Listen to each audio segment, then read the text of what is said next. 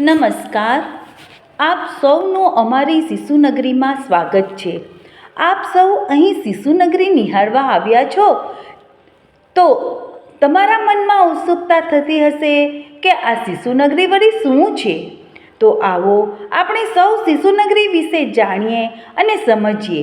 રાષ્ટ્રીય શિક્ષણ નીતિ 2020 આધારિત શિશુના વિકાસ માટે સરકારશ્રીએ પણ પ્રવૃત્તિ આધારિત શિક્ષણ પર ભાર મૂક્યો છે. તો આપણી વિદ્યાભારતીમાં તો છેલ્લા 35 વર્ષથી જ પ્રવૃત્તિ આધારિત શિશુ શિક્ષણ આપવામાં આવે છે. આવું જ સુંદર વિદ્યાભારતીનું વિદ્યાલય એટલે સરસ્વતી વિદ્યા મંદિર અંકલેશ્વરનો એક ભાગ એટલે અમારું સરસ્વતી શિશુ મંદિર. અમારા શિશુ મંદિરમાં શિશુના વિકાસ માટે 12 વ્યવસ્થાઓ આધારિત શિક્ષણ આપવામાં આવે છે.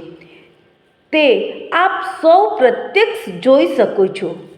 શિશુના વિકાસ માટે વિવિધ ક્રિયાકલાપો દ્વારા બાળકો હસતા, રમતા, નાચતા, કૂદતા, આનંદ કરતા, જિજ્ઞાસાનું સમાધાન કરતા, પ્રત્યક્ષ અનુભૂતિ સાથે અનૌપચારિક રીતે બાળકોને શીખવવામાં આવે છે. તો આ દરેક પ્રવૃત્તિઓની વ્યવસ્થાઓને પ્રત્યક્ષ નિહાળવા માટે અને આપ સૌને આનંદ કરાવવા અમારા બાળકોના સહયોગથી શિશુનગરી અને આનંદ મેળાનું આયોજન કર્યું છે. તો આપ સૌનું ખૂબ જ આનંદ અને પ્રેમથી શિશુનગરીમાં સ્વાગત છે. તો શિશુનગરીમાં શું શું હશે? આદર્શ ઘર છે. આદર્શ ઘર કેવું કે જ્યાં બાળકો સ્વયં ઘરમાં મદદ કરતા હોય. મારું ગામ.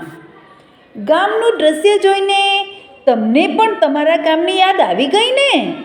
હા, તો એવા આવે છે ધરતીના સાદરે, હાલો બેરું ગામડે, હાલો બેરું ગામડે.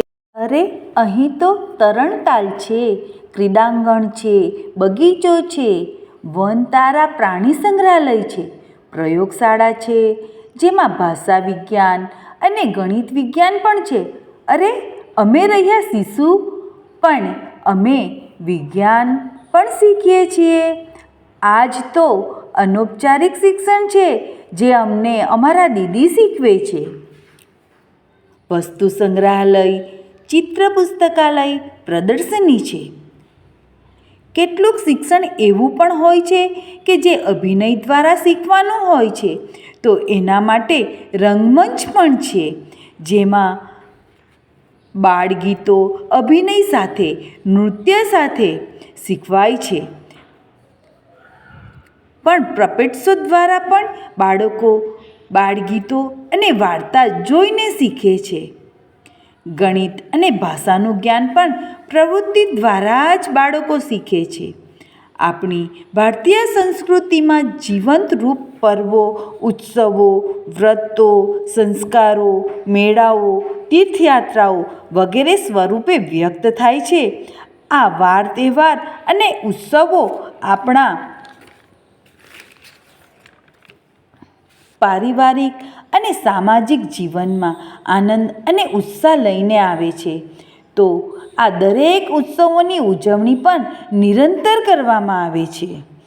અને હા, બાળકોના સુસ્વાસ્થ્યને ધ્યાનમાં રાખીને અમે પુષ્ય નક્ષત્રના દિવસે બાળકોને સ્વર્ણપ્રાશન પણ પીવડાવીએ છીએ. આમ બાળકોના સર્વાંગીણ વિકાસ થાય તે માટે વિદ્યાલયમાં યોગ, શારીરિક, સંગીત, સંસ્કૃત અને નૈતિક શિક્ષણ પણ શીખવવામાં આવે છે. જેનાથી બાળકોનો શારીરિક, બૌદ્ધિક, નૈતિક અને આધ્યાત્મિક વિકાસ થાય છે.